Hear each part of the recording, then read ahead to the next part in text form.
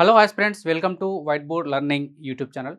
So ఈరోజు అంటే 7th June 2025కు సంబంధించినటువంటి ప్రధానమైన కరెంట్ అఫైర్స్ ఈ క్లాస్లో మనం డిస్కస్ చేయబోతున్నాం. సో మీకు తెలుసు, ఒక ప్రభుత్వ ఉద్యోగం సాధించాలంటే ఖచ్చితంగా మనకు సబ్జెక్ట్ కంటెంట్తో పాటు అడిషనల్గా కరెంట్ అఫైర్స్ అనేది చాలా ఇంపార్టెంట్ అని. ఈ యొక్క జీకే అండ్ కరెంట్ అఫైర్స్లో చాలామంది మార్కులు కోల్పోతుంటారు. ఎందుకు అనంటే కరెంట్ అఫైర్స్కి సంబంధించిన క్వశ్చన్స్ చాలా ఆప్షన్స్ అనేది చాలా దగ్గరగా ఉంటాయి. సో దానివల్ల కన్ఫ్యూజన్లో మనము ఈ కరెంట్ అఫైర్స్ కావచ్చు, జీకేలో మార్క్స్ అనేది ఎక్కువ కోల్పోతుంటాం. కాబట్టి సో యాస్పిరెంట్స్ ఖచ్చితంగా రోజువారీ కరెంట్ అఫైర్స్ అనేది ఖచ్చితంగా ఒక నోట్స్ ప్రిపేర్ చేసుకోవాలి. ఖచ్చితంగా క్లాసుకు సంబంధించినటువంటి పీడిఎఫ్ ఏదైతుందో అది మీకు మన white board let's start learning యాప్లో ఫ్రీగా అందుబాటులో ఉంటుంది. అక్కడ నుంచి మీరు తీసుకోవచ్చు, అక్కడ ప్రిపేర్ కావచ్చు. సో మరి ఈ రోజుకు సంబంధించినటువంటి మనకు కరెంట్ అఫైర్స్ ఏమున్నాయి, సో నేషనల్, ఇంటర్నేషనల్, స్పోర్ట్స్, ఇతరాలు ఏమన్నా కూడా మనకు ఈరోజు డిస్కస్ చేయడం జరుగుతుంది. సో ఈ క్లాస్ మనము రెగ్యులర్గా మెయింటైన్ చేస్తున్నాం కాబట్టి ఖచ్చితంగా ఆస్పిరెంట్స్ ఎవరైతే ఉన్నారో వాళ్ళకి రెగ్యులర్గా కరెంట్ అఫైర్స్ కావాలంటే ఖచ్చితంగా వైట్ బోర్డ్ లెర్నింగ్ ఛానల్ని తప్పకుండా లైక్ చేయండి, షేర్ చేయండి, ఖచ్చితంగా సబ్స్క్రైబ్ చేసుకోండి. దీనివల్ల అందరికంటే ముందుగా మీకు నోటిఫికేషన్ అందుతుంది. సో కరెంట్ అఫైర్స్ కూడా మీరు రెగ్యులర్గా మనము రాసిన దానికంటే చదివిన దానికంటే చూడడం ద్వారా మనం ఎక్కువ గ్రహిస్తాం. కాబట్టి ఖచ్చితంగా ఈ క్లాస్ని మీరు సబ్స్క్రైబ్ చేసుకోండి, షేర్ చేయండి, ఓకే, లైక్ చేయండి. సో ఇక క్లాస్లోకి వెళ్ళినట్టయితే ఫస్ట్ టాపిక్ ఏంటంటే కేంద్ర న్యాయశాఖ అదనపు కార్యదర్శిగా రామచెట్టి శ్రీనివాస్ గారు ఈ యొక్క బాధ్యతలు స్వీకరించడం జరిగింది. సో ఇది మనకి ఈ రోజుకి సంబంధించిన కరెంట్ అఫైర్స్, అంటే 7th జూన్ 2025కి సంబంధించి. సో కేంద్ర న్యాయశాఖలో కీలక పదవికి తెలుగు అధికారి రామచెట్టి శ్రీనివాస్ను కేంద్రం న్యాయశాఖ అదనపు కార్యదర్శిగా నియమించడం జరిగింది. అదేవిధంగా తెలంగాణలోని నాగర్ కర్నూలు జిల్లా కల్వకుర్తి మండలం బిజినేపల్లికి చెందినవారు ఈ యొక్క రామచెట్టి శ్రీనివాస్ గారు. అదేవిధంగా ఇప్పటికే కేంద్ర న్యాయశాఖలో సంయుక్త కార్యదర్శిగా ఈయన పనిచేస్తున్నారు. సో నెక్స్ట్ మద్రాస్ హైకోర్టులో కూడా రిజిస్ట్రార్గా ఆయన పనిచేయడం జరిగింది. సెంట్రల్ అడ్మినిస్ట్రేటివ్ ట్రిబ్యునల్లో కూడా రిజిస్ట్రార్గా ఇతను తన యొక్క విధులు నిర్వహించడం జరిగింది. మరి భారత న్యాయ సేవాధికారుల నేషనల్ మిషన్ డైరెక్టర్గా కూడా ఈయన పనిచేయడం జరిగింది. సో ఈరోజు ఇంపార్టెంట్ కరెంట్ అఫైర్స్ అండి. సో కేంద్ర న్యాయశాఖ అదనపు కార్యదర్శిగా ఇటీవల ఎవరు నియమితులయ్యారు అనేటటువంటి క్వశ్చన్కి మన ఆన్సర్ వచ్చేసి రామచెట్టి శ్రీనివాస గారు అనేది చాలా గుర్తుపెట్టుకోవాలి. ఇంకా నెక్స్ట్ వెళ్ళినట్లయితే మరో టాపిక్ వెళ్ళినట్లయితే ఏఎస్జిఈలో జర్నల్ అసోసియేట్ ఎడిటర్గా ఏఐజీ వద్దుడు రాకేష్ నియమించడం జరిగింది. సో ఇతని హిస్టరీ తెలుసుకుంటే జర్మనీకి చెందిన ప్రముఖ జర్నల్ ఆఫ్ క్లోనింగ్ ట్రాన్సెన్సిస్ ఎడిటోరియల్ బోర్డులో మెడికల్ ఆఫీసర్ డాక్టర్ రాకేష్ను అసోసియేట్ ఎడిటర్గా నియమించడం జరిగింది. సో ఇది చాలా ఇంపార్టెంట్ టాపిక్. అదేవిధంగా సెంట్రల్ సైన్స్ ల్యాబ్ ఇన్ఛార్జ్గా కూడా ఉన్నటువంటి ఈ రాకేష్ను ఇప్పటి వరకు అనేక పరిశోధనలు నిర్వహించారు.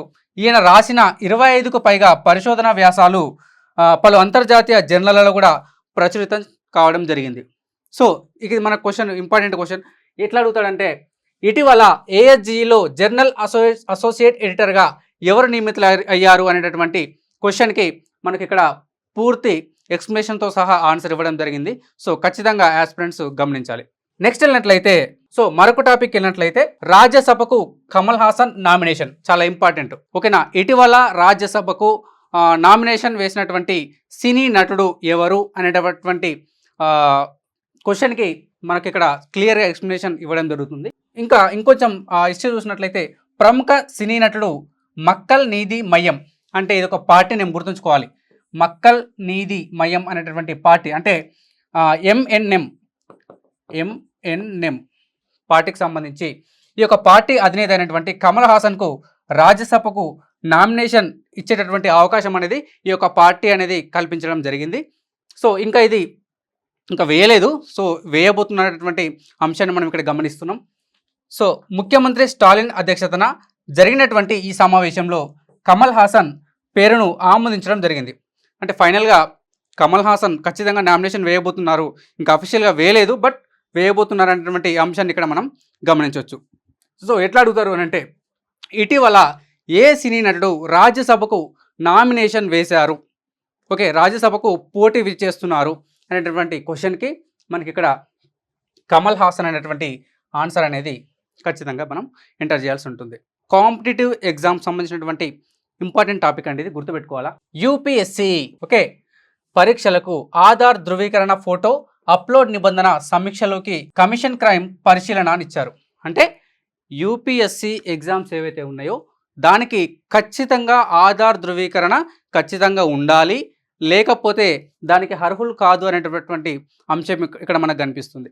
సో మనం క్లియర్ హిస్టరీకి వెళ్ళినట్లయితే, క్లియర్ ఎక్స్ప్లెనేషన్కి వెళ్ళినట్లయితే, కేంద్ర ప్రభుత్వ సివిల్ సర్వీసెస్ వంటి ప్రతిష్టాత్మక ఉద్యోగాల కోసం నిర్వహించే యూపీఎస్సీ పరీక్షల్లో అభ్యర్థుల గుర్తింపు కోసం ఆధార్ కార్డు తప్పనిసరి చేయాలని యూపీఎస్సీ నిర్ణయించడం జరిగింది.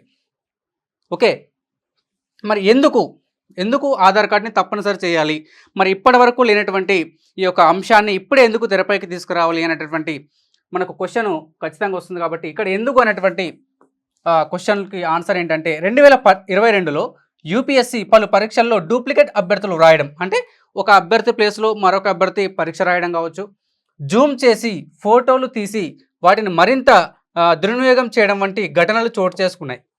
ఓకేనా, వాటిని టెక్నాలజీ ఉపయోగించి వివిధ రకాలుగా ప్రశ్న పత్రాన్ని బయటకు పంపించడం కావచ్చు, లీక్ చేయడం కావచ్చు, అట్లాంటి సిచ్యువేషన్స్ ఎదురైనాయి. కాబట్టి మరి ఈ యొక్క యూపీఎస్సీ ఇటువంటి నిర్ణయం తీసుకుంది. సో ఈ నేపథ్యంలో అభ్యర్థుల అసలైన గుర్తింపును ధృవీకరించేందుకు ఆధార్ కార్డు వినియోగాన్ని తప్పనిసరి చేయాలని యూపీఎస్సీ నిర్ణయించింది. ఎందుకు అనేటటువంటి అంశంలో మరి ఒక టాపిక్ ఏంటంటే పూర్తిగా డిజిటలైజేషన్ చేయాలి. అంటే ఎక్కడ కూడా పేపర్ వర్క్ లేకుండా మొత్తం డిజిటలైజేషన్, అంటే ఫింగర్ ప్రింట్ కావచ్చు, ఫోటో కావచ్చు, ఐ ప్రింట్ కావచ్చు, సంథింగ్ ఏదైనా కావచ్చు. సో మొత్తం డిజిటలైజ్ చేయడం ద్వారా ఈ యొక్క అభ్యర్థులు ఖచ్చితంగా ఎవరైతే అప్లై చేశారో వాళ్ళే ఎగ్జామ్ రాయడానికి అవకాశం ఉంటుంది. కాబట్టి ఈ యొక్క లీకేజ్ని తప్పించడం అనేది ఈజీ అవుతుంది. సో మరింత ఇన్ఫర్మేషన్ చూడండి. యూపీఎస్సీ పరీక్షలకు సంబంధించి దరఖాస్తు ప్రక్రియ పూర్తిగా డిజిటల్ ఆధారంగా ఉంటుంది. ఆధార్ నంబర్తో పాటు ఫింగర్ ప్రింట్ వేయడం, ఫేస్ రికగ్నిషన్ వంటి ఆధునిక సాంకేతికతల ఆధారంగా గుర్తింపు ప్రక్రియను అమలు చేయనున్నారు. అలాగే దరఖాస్తు సమయంలో ఫోటో అప్లోడ్ చేయడం, సిగ్నేచర్ అప్లోడ్ చేయడం వంటి అంశాల్లో కొత్త మార్గదర్శకాలు విడుదల చేసేటటువంటి అవకాశం కూడా ఇక్కడ మనకు కనిపిస్తుందని మనకి ఇక్కడ తెలుస్తుంది. సో చాలా ఇంపార్టెంట్ క్వశ్చన్. సో దీని నుంచి ఎక్కడి నుంచైనా మనకు ఒక బిట్ వచ్చే అవకాశం ఉంటుంది. కాబట్టి దీనికి సంబంధించినటువంటి పూర్తి అంశాలను ఖచ్చితంగా ఆస్పిరెంట్స్ చదువుకొని ఉండాలి. ఓకే, నెక్స్ట్ టాపిక్కి వెళ్తే G7 సదస్సుకు హాజరు కానున్న మోదీ, మరి స్వయంగా ఆహ్వానం పంపిన ఇటలీ ప్రధాని జియోర్జియా మెలోని. ఇటీవల G7 సదస్సుకు వెళ్ళినటువంటి సందర్భంలో ఏ దేశానికి వెళ్ళారనొచ్చు, సో ఆహ్వానం పంపినటువంటి ప్రధాని పేరు అడగొచ్చు. ఓకేనా, ఎందుకు వెళ్ళారు అనేటటువంటి అంశం అడగొచ్చు. సో వీటికి సంబంధించిన క్లియర్ ఎక్స్ప్లెనేషన్ ఇప్పుడు చూద్దాం. సో ఇటలీ ప్రధాని ఇక్కడ మనకు గుర్తుంచుకోవాలి, జియోర్జియా మెలోని, ఈమె ఇటలీ ప్రధాని నరేంద్ర మోదీ G7 సదస్సుకు హాజరు కానున్నారు. జూన్ 13 నుంచి 15 వరకు ఇటలీలోని అప్పులియా నగరంలో జరిగే ఈ సదస్సు ప్రపంచ ఆర్థిక వ్యవస్థ, వాతావరణ మార్పులు, గ్లోబల్ సెక్యూరిటీ తదితర అంశాలపై చర్చించనున్న ఈ G7 సదస్సులో భారత్ అతిథిగా పాల్గొంటుంది. ఓకేనా, G7 సదస్సు అయిపోయిన తర్వాత సో G7 సదస్సుకు మోదీ హాజరైన నేపథ్యంలో ఏ అంశాల గురించి ప్రస్తావించారు అనేటటువంటి క్వశ్చన్కి మనకు దీంట్లో ఇక్కడ మనం చూడండి, ప్రపంచ ఆర్థిక వ్యవస్థ, వాతావరణ మార్పులు, గ్లోబల్ సెక్యూరిటీ తదితర అంశాలు అంటాం. ఓకేనా, సో ఈ టాపిక్స్ అనేది చాలా ఇంపార్టెంట్, గుర్తుంచుకోవాలి ఆస్పిరెంట్స్. మోదీ G7 సదస్సులో పాల్గొనడం ఇది 5వ సారి, చాలా ఇంపార్టెంట్, 5th. ఓకేనా, గతంలో 2019, 2021, 2022, 2023లో జరిగిన G7 సదస్సుల్లో భారత్ తరపున మోదీ పాల్గొన్నారు. ఓకేనా, మనకు ఇయర్స్ కూడా ఇవ్వచ్చు. ఓకేనా, మల్టిప్లికేషన్ టైప్లో కూడా ఇవ్వచ్చు. సో ఖచ్చితంగా ఈ అంశాలని ఖచ్చితంగా ఒక అభ్యర్థిగా మీరు ఖచ్చితంగా గుర్తుంచుకోవాలి. నెక్స్ట్ టాపిక్ వెళ్తే మరొక టాపిక్, జపాన్ ప్రయోగించిన జాబిలీ ల్యాండర్ విఫలమైంది. సో జపాన్ పంపించినటువంటి జాబిలీపైకి పంపించినటువంటి ల్యాండర్ అనేది విఫలం కావడం జరిగింది. ఇది లేటెస్ట్ న్యూస్. సో దీనికి సంబంధించి మనకి ఎలా అడగవచ్చు చూడండి. చంద్రుడి ఉపరితలంపైకి పంపిన ల్యాండర్ మూన్ స్నేపర్, గుర్తుంచుకోవాలా, మూన్ స్నేపర్ అనేటటువంటి ల్యాండరు దీన్ని ఏమంటే స్మార్ట్ ల్యాండింగ్ వాహిక ఫర్ ఇన్వెస్టిగేటింగ్ మూన్ స్లిమ్. ఈ యొక్క ప్రయోగం పేరు అంటాం మనం దీన్ని. ఈ యొక్క ప్రయోగం అనేది విఫలం కావడం జరిగింది, అంటే క్రాష్ కావడం జరిగింది, లేకపోతే సిగ్నల్స్ అందకుండా విద్యుత్ సరఫరా ఆగిపోయి క్రాష్ కావడం జరిగింది అనేటటువంటి అంశాన్ని పరిగణిస్తున్నాం. ఈ రోజు తెల్లవారుజామున అంటే 7th జూన్ తెల్లవారుజామున 12:20 గంటల ప్రాంతంలో ల్యాండర్ చంద్రుడిపైకి దిగింది. కానీ అక్కడ విద్యుత్ సరఫరా అంతరించిపోవడంతో అక్కడ పంపినటువంటి స్లిమ్ ల్యాండర్ నుంచి సమాచారం పూర్తిగా తెగిపోవడం జరిగింది. విద్యుత్ సరఫరా నిలిచిపోయినందున దాని పనితీరుపై పూర్తి సమాచారం సేకరించలేకపోయారు. ఈ ప్రయోగం విజయవంతమైతే జపాన్, అమెరికా, రష్యా, చైనా, భారత్ల తర్వాత చంద్రుడిపై ల్యాండర్ దించగలిగిన 5వ దేశంగా జపాన్ నిలిచేది.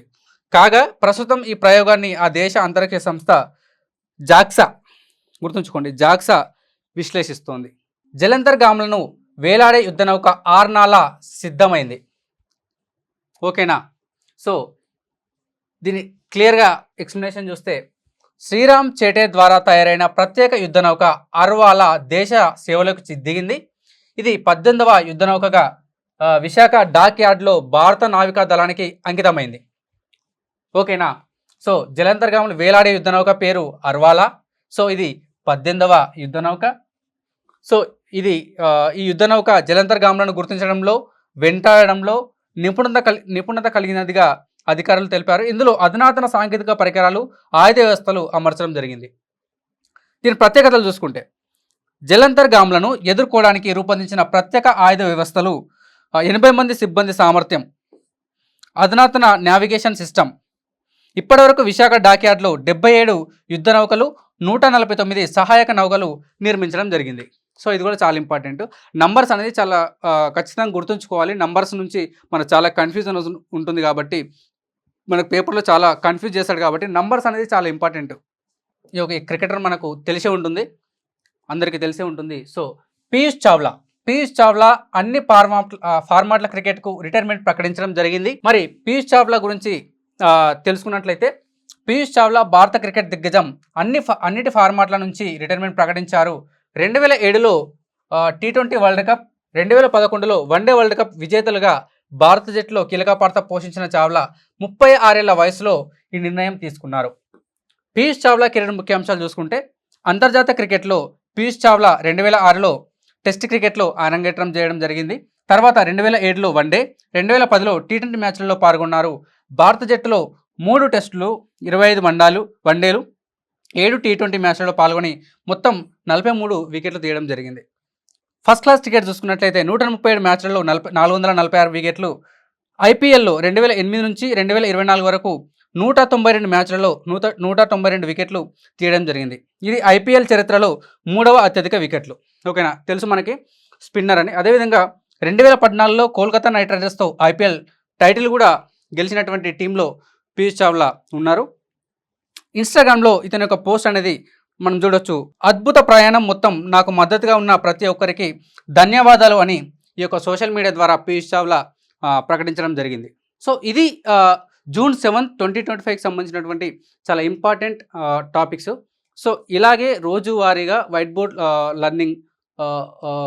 లెర్నింగ్ యూట్యూబ్ ఛానల్లో కావచ్చు, ఇన్స్టాగ్రామ్లో కావచ్చు, అన్ని సోషల్ మీడియా ప్లాట్ఫామ్లో అందుబాటులో ఉంటుంది. ఖచ్చితంగా మీరు ఎక్కడ చూస్తున్నారో, యూట్యూబ్లో చూస్తున్నట్లయితే ఖచ్చితంగా సబ్స్క్రైబ్ చేసుకోండి. ఇన్స్టాగ్రామ్లో చూస్తున్నట్లయితే ఖచ్చితంగా ఫాలో చేయండి, లైక్ చేయండి, షేర్ చేయండి, మీ ఫ్రెండ్స్కి పంపించి వాళ్ళకు కూడా హెల్ప్ చేయండి. ఓకేనా? ఇది ఈరోజు సంబంధించినటువంటి ప్రధానమైన కరెంట్ అఫైర్స్. మరి రేపటికి సంబంధించినటువంటి కరెంట్ అఫైర్స్తో మళ్ళీ మీ ముందుంటాం. Thank you so much.